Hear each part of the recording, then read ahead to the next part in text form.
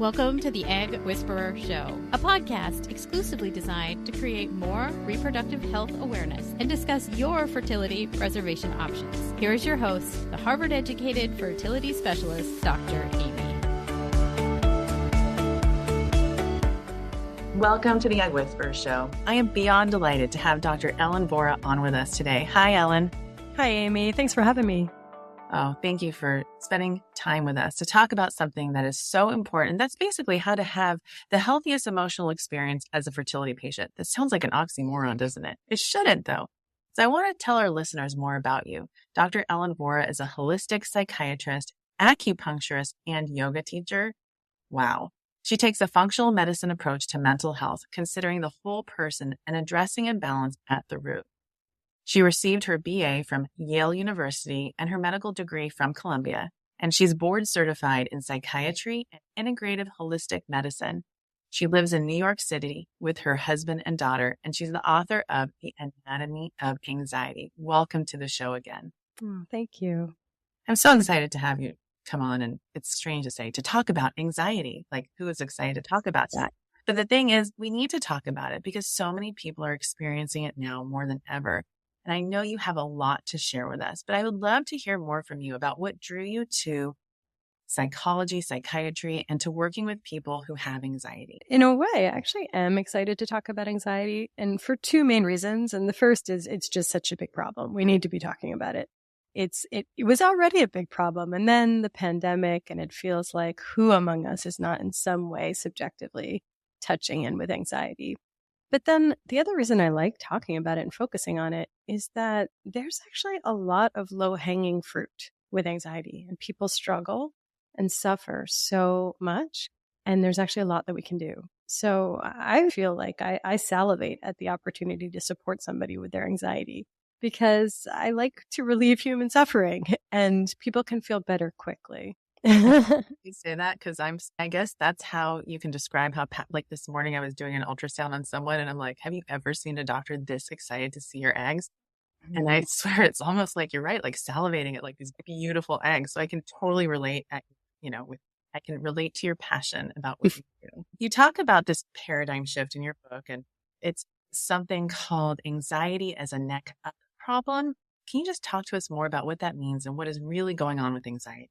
That's the paradigm that we were both trained with, is the way that we think about mental health is just limited to what's the neck up, just the confines of the cranium.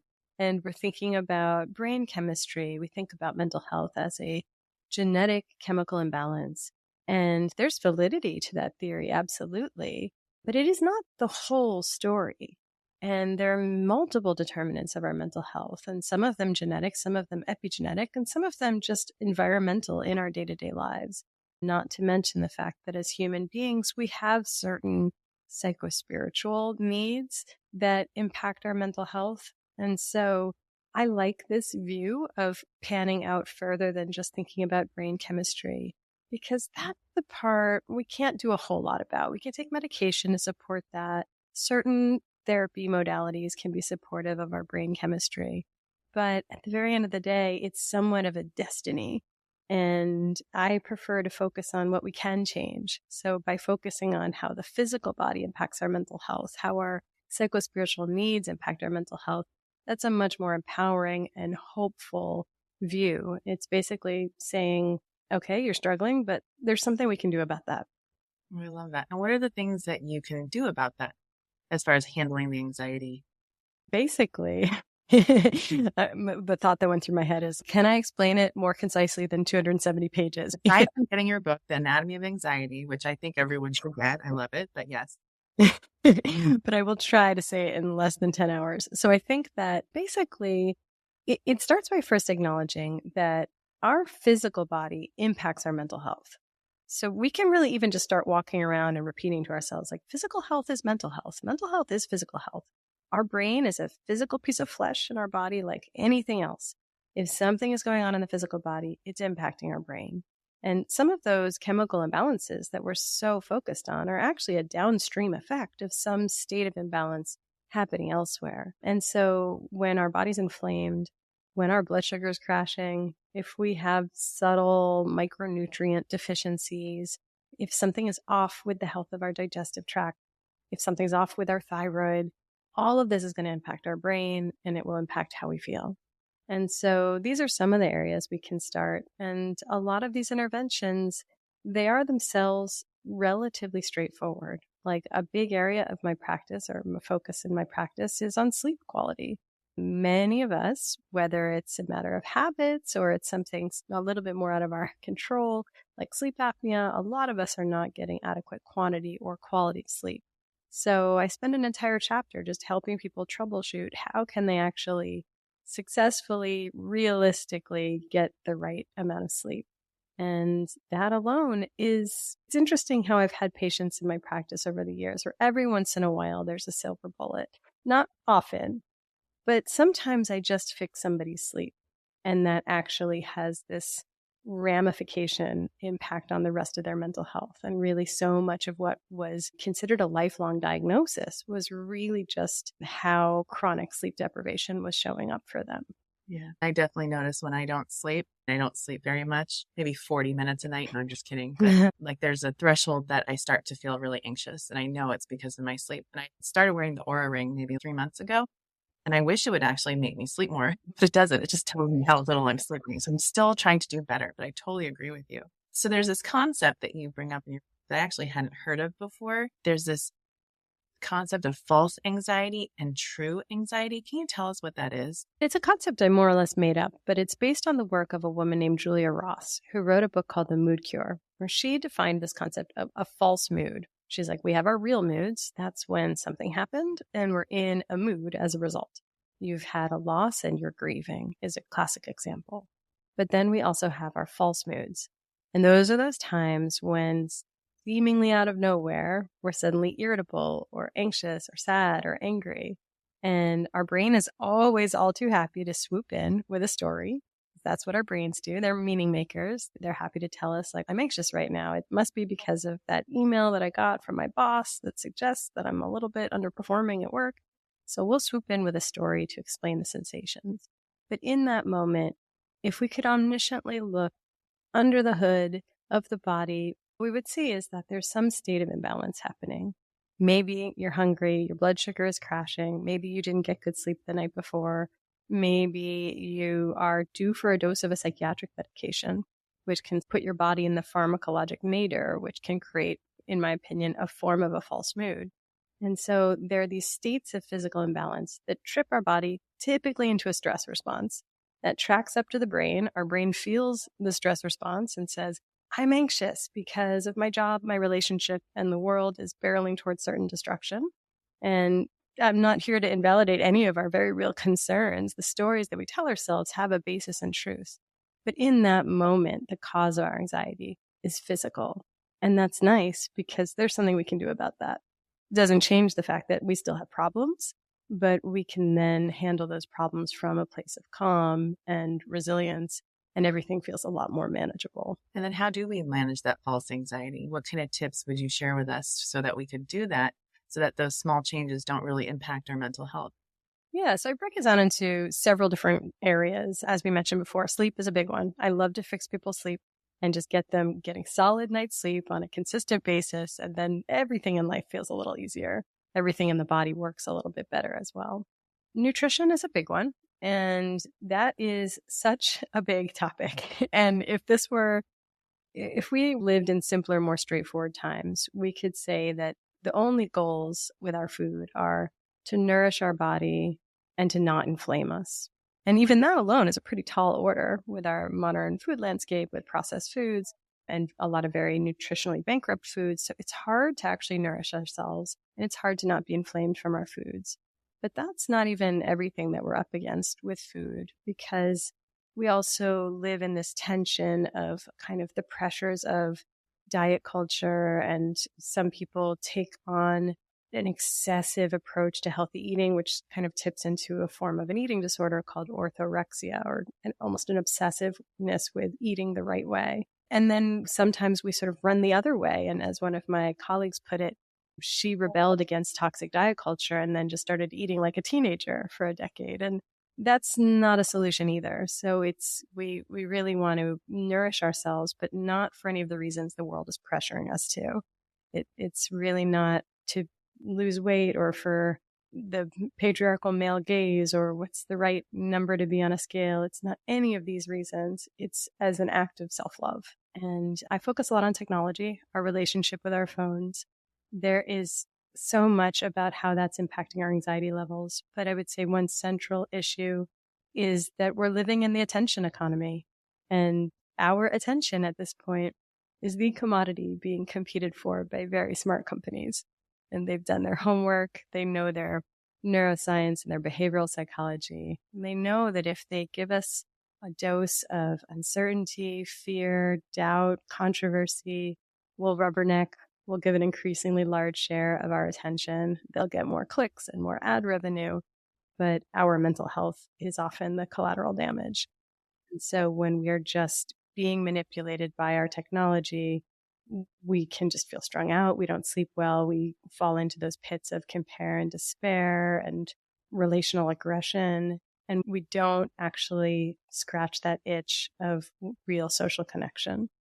And so there's a lot about how do we realistically set boundaries with our technology so that we can still live in this world, but preserve our connection to real community and to good sleep. Mm-hmm. Beautifully. So well said. I could sit here and listen to you for hours. I'm learning so much. This is fabulous. Wow. I think everything that you're saying is very powerful for people, just anyone, no matter what the diagnosis is that you're dealing with as it relates to your anxiety. And so many of my patients are obviously struggling with having a baby and they're going with fertility treatment, and being in fertility treatment can be so stressful. So can you share any tips that you have for fertility patients to lower their anxiety? Yeah, I think, in a perfect world, all practitioners that they're working with are like you and bring humanity to this work. And I think often, if I'm really being honest, a big part of how people struggle is in the interpersonal dynamics of going through the process. It's on top of everything else that's hard about it.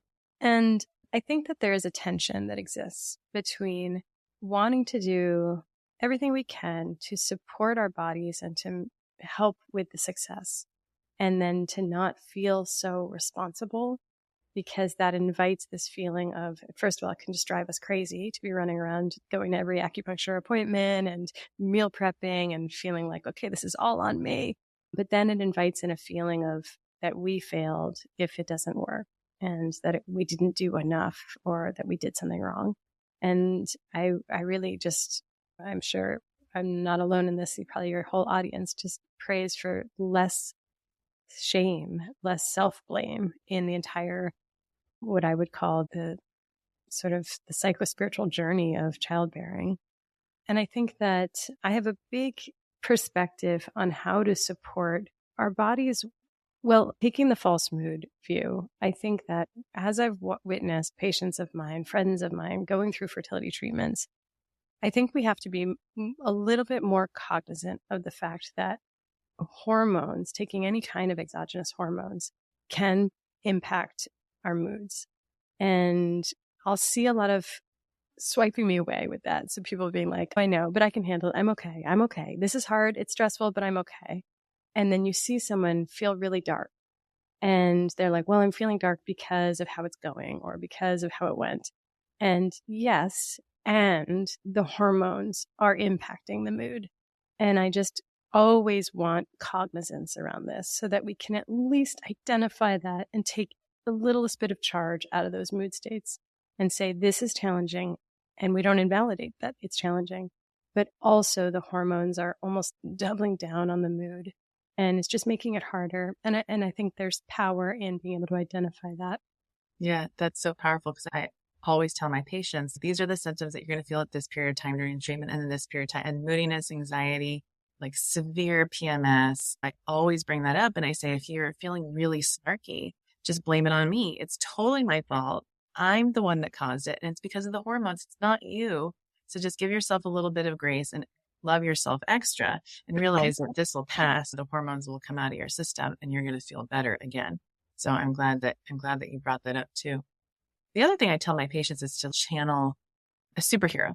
Think of a superhero, and that saying, if you believe it, you can achieve it. But there's something that you brought up in your book about how true anxiety can actually be a superpower. So can you just tell me a little bit more about that? Yeah. So I start with the false anxiety. That's the low-hanging fruit. Let's just eliminate all this unnecessary suffering. It doesn't serve us. It's not our deep inner truth. Being sensitive to caffeine or chronically sleep deprived or sort of our nervous system jacked up from our phones or we're inflamed, the anxiety that all of that causes is not helping anybody. And so within reason, whatever is accessible, you basically identify what's causing imbalance, address it, walk away from that aspect of anxiety in your life. But that does not eliminate all anxiety. And often what happens is when someone gets really clear and removes a lot of their false anxiety, it clears the air and it reveals what's behind that, which is our true anxiety, which is not something that I think we should be pathologizing. And it's not something that we could decaf coffee or gluten-free our way out of. It's our inner compass here nudging us, telling us, slow down, pay attention, that there's something not right here. And it's usually, it has some kind of call to action baked in. It's saying something's not right in our personal life. Maybe it's a relationship. Maybe it's a career. Maybe something's not right in our family, in our communities, in the world at large. And it's basically saying we have a unique perspective and a unique passion, and there's something that needs our attention. And I think that we don't feel well when we ignore this. I call one chapter the body whisperer. It's like it starts out gently, lovingly whispering, but eventually it shouts. I think about my patients who have a panic attack on the elevator ride up to work. It's like at that point, your body's not whispering anymore. It's shouting. And I think that when we live out of alignment in some way and we're ignoring these messages from our body, we really suffer. And it feels so terrifying to confront these truths. But what ends up happening invariably is we slow down, we say, okay, I'm paying attention, I'm listening, I'm tuning into this. And then there is some often scary truth, something that feels like, oh, this would blow up my life, or I don't have the strength, or I'm not capable of this, I'm not good enough for whatever is being asked of me. Then if we do just translate some of that anxious feeling into purposeful action, no matter how small, no matter how bite-sized that first step is, it takes away the feeling of anxiety. We feel fueled with purpose, and that gives us the strength to make the next incremental change. And so I encourage people to slow down and listen. What do you think other doctors, specifically fertility doctors, should know about their patient and their anxiety? Oh, I love that question. I'm going to go with two different thoughts on this. I think one is that, I don't know, I remember when I was in med school and I was trying to decide whether to do psychiatry or another specialty. And I think we were on our consult liaison section of our psychiatry, rotation. And what the guy said, he was like, I'm talking to a room of med students. You guys are totipotents. Like you can become anything at this point. And he's like, I know that not all of you are going to become psychiatrists. I'm talking to orthopedic surgeons, I'm talking to OBGYNs. He's like, listen, all of you are going to be psychiatrists, whether or not you're going to become a psychiatrist. And I really liked that. I found that helped me make my decision because I was like, well, I'm going to be a psychiatrist anyway. Might as well have the full 45 minutes to just sit and talk with patients. But I think that we sometimes think that there's like professional gatekeeping, what the right thing to say is when someone is struggling. And I think that I thought maybe I had learned that information in residency, but it's really been in the 10 plus years since residency that I've stripped away that learning and just become more and more a human being in the room with my patients. And I think that if there are any physicians who are in a position where they're holding heavy stuff, they're holding space for patients going through something tough, just remember that you don't need special training. You don't need to say the right thing.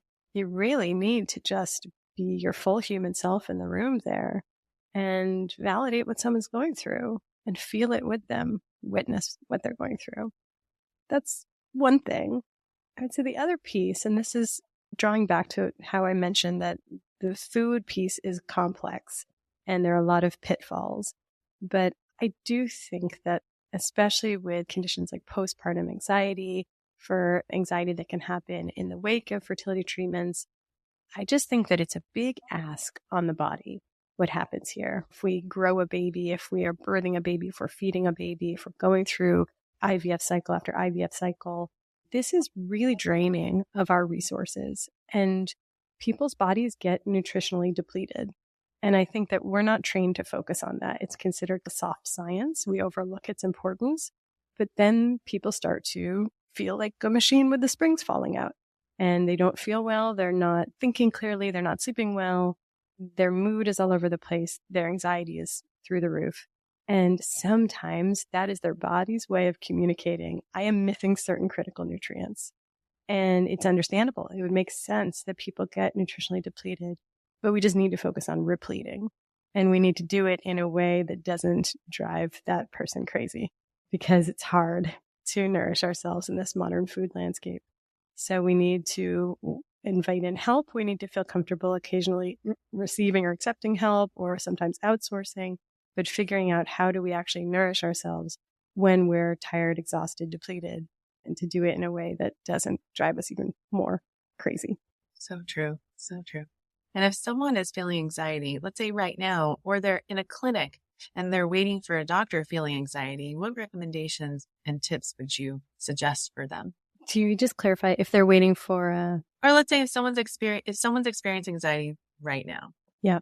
Just in this moment, no matter what's going on. Or the other scenario is someone sitting on an exam table waiting for the doctor to come in. What are some things that they can do actively to help themselves decrease anxiety? Now that you put it that way, I realize how the book is structured. The first several chapters are just prevent your body from getting tipped into anxiety in the first place. And then there's more chapters around, well, it's the point of no return and you are anxious. What do we do about that? And within that, there's a lot around discharging the stress we've already taken on and cultivating the state of relaxation in the body. And so these are two different ways to approach that problem, and we'll all feel drawn to different techniques. For some people, it appeals to them to discharge stress. And for that, you can exercise, you can dance, you can journal, chant, sing, make art, play with a puppy, cuddle, cry. I think that crying is such underrated, good, free medicine. We have this cultural need to rebrand crying. I think that when we start to cry, we start to apologize. We try to make it as small as possible, and we say, I'm sorry.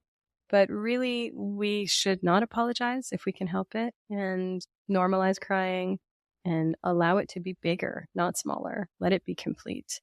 A practice that I have a lot of my patients do that is super weird, but very effective is a shamanic shaking practice. I learned this when I studied integrative medicine, and basically put on drum beats and then you shake for a couple minutes.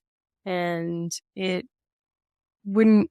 I wouldn't love it. It's so weird, but if it weren't so effective. And the shamanic drum beats help sync up the brain waves with theta wave patterns, so it's relaxing in its own. And then shaking seems to both excavate what gets stuck in our tissues, and it seems to tell the nervous system, almost like Control-Alt-Delete, and tells the nervous system the threat has passed, now I'm safe. For people that prefer to cultivate a state of relaxation, breath work is always a really nice, free, efficient technology to get you there. And the technique I usually employ is the 4-7-8 breath, where we just inhale to the count of 4, hold to the count of 7, and exhale to the count of 8. And if you do maybe 4 cycles of that, more if you have time, it's free, it's easy. And what it does is it almost tricks our sweet little gullible brains into believing that we are not anxious, just because our exhale is longer than our inhale. And that's how we would breathe if we were relaxed. And our brain is apparently gullible enough that it can be convinced that we are relaxed, even if we just breathe the way a relaxed person would breathe. Yeah. And so then a whole neurohormonal cascade ensues, and it's a really nice way to tip your body out of stress. But I'll just caveat that by saying, if you're sitting on the exam table, you're in a paper gown, maybe no back support, you're nervous, you're anxious about what's coming on, and if breath work ends up being triggering, then that's countertherapeutic, and there's no need to keep going with that. You can release it at any moment. And if you just need to cut it off, you can put your hands on your belly and just take what I call a cleansing breath, inhaling deeply through the nose, exhaling through the mouth with a sigh. And that can be your breathing exercise. So what I do, and I mean, there's nothing weird about the shamanic drums. Is that what it is? Yeah. So I don't know why, but now you just explained it. So for me, when I feel a little anxious, I actually listen to electronic dance music. There you go. And it's that repetitive beat. And my husband thinks it's like the strangest thing. He's like, I don't understand how you can listen to that and feel relaxed. And I'm like, I don't know either, but it just works. And it just makes me feel happy. And then I feel better. I just do it in little spurts, like throughout my day, not every day, but you've now explained why it works. So I think for now. Well, I don't know. I mean, now that's got me thinking, but I think it's almost can be like a weighted blanket neurologically. Like it gives us a lot of sensory input and that can be soothing, but also anything that gets us to move and puts us in a trance state, I think is really helpful for our nervous system working through something. And you just mentioned a weighted blanket. So I have always thought that my patients should have a weighted blanket at night. And do you have a recommended one that you suggest to your patients? No, I don't have a particular brand. I am personally someone who always errs on the side of more natural materials, but basically it's not rocket science. If you find one that you find comforting and soothing, then that's your weighted blanket. Yeah. And you don't necessarily need to buy one that's called a weighted blanket. There are other ways of doing it. Like for me, I have this very big, heavy pillow and I just put it on top of myself. I just lay it on top and I just go to sleep and it just feels so comfortable. And it's just strange, but it works. DIY weighted blanket. Yeah. The official weighted blankets are shockingly like clinically heavy. They are. I do have the actual local one. And they're not cheap either. No. Yeah. And they're really hard to launder. And yeah, I always worry about my washing machine when it's 50 pounds of beads going around.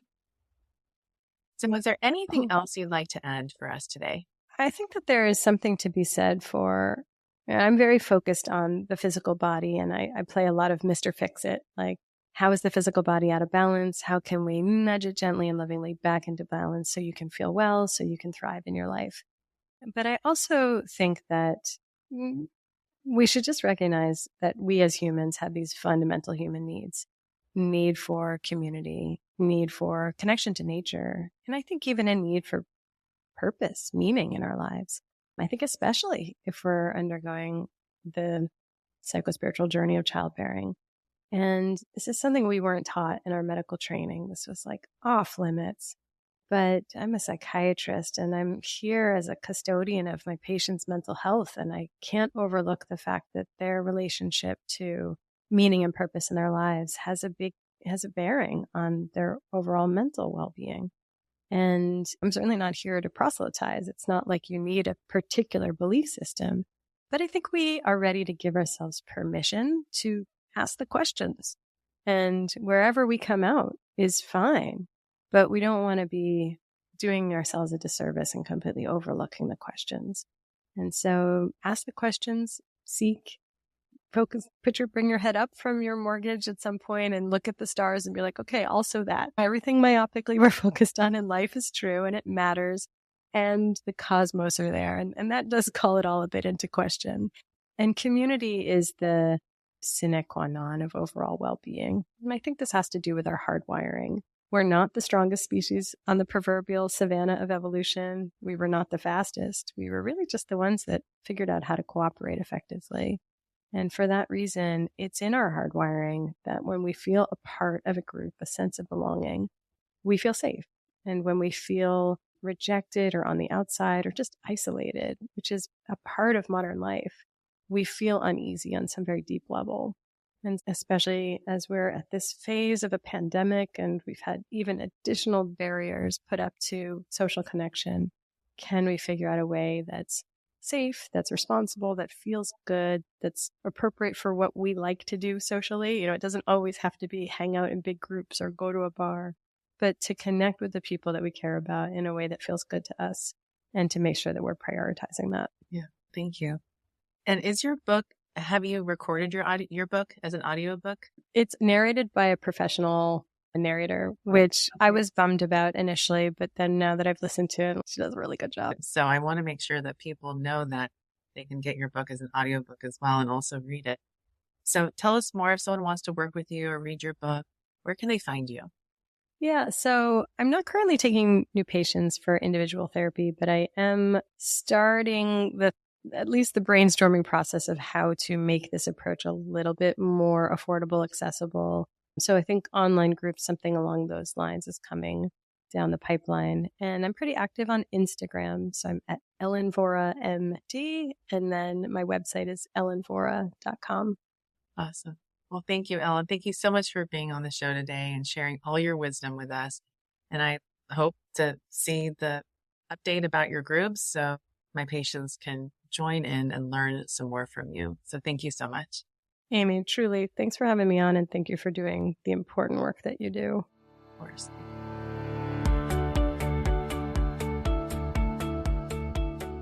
Thank you so much for listening and making the Egg Whisperer Show a part of your weekly routine. To find show notes and a full transcript for this episode, visit dramy.org and look under the blog tab. While you're there, you can find a link for the Egg Whisperer newsletter, which keeps you in the know about fertility news. You can also find Dr. Amy and the Egg Whisperer Show on YouTube, Instagram, or Facebook. If you'd like to learn even more, Dr. Amy offers classes at the Egg Whisperer School, eggwhispererschool.com, or you can request a consultation on dramy.org. Thank you so much for tuning in and for sharing the Egg Whisperer Show with others. Keep sparkling and have a great day.